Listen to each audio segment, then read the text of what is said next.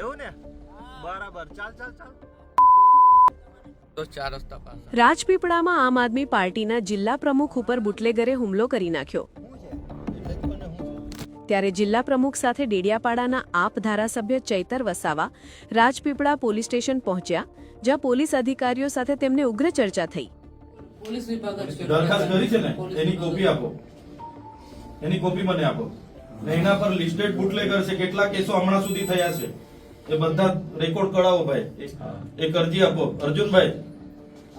એના પર હમણાં સુધી કયા પોલીસ સ્ટેશનમાં કેટલા કેસો નોંધાયા છે, કેટલા ગુના, કેટલી પેટીઓના, એની માહિતી લો ને કાલે પ્રેસ કોન્ફરન્સ કરીએ,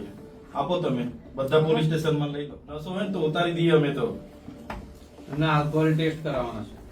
એને હું આલ્કોહોલ ટેસ્ટ, એ આલ્કોહોલ બાલ્કોની રેડ કરો હમણાં, કાથી માલ આવે છે, કયો માલ વેચે છે, કોણ બુટલેગર બનાવે, કોણ અહીંયા મોકલે, કાથી આવે, બધી તપાસ કરો। 1 વર્ષથી અમે કીધું છે, એ લોકોના નામ આજેથી નથી કીધા અમે। ત્યારે આજે બુટલેગરોની જે દાદાગીરી છે અને ડ્રગ પેડલરોની જે દાદાગીરી છે કે એક જિલ્લા પ્રમુખ પણ આજે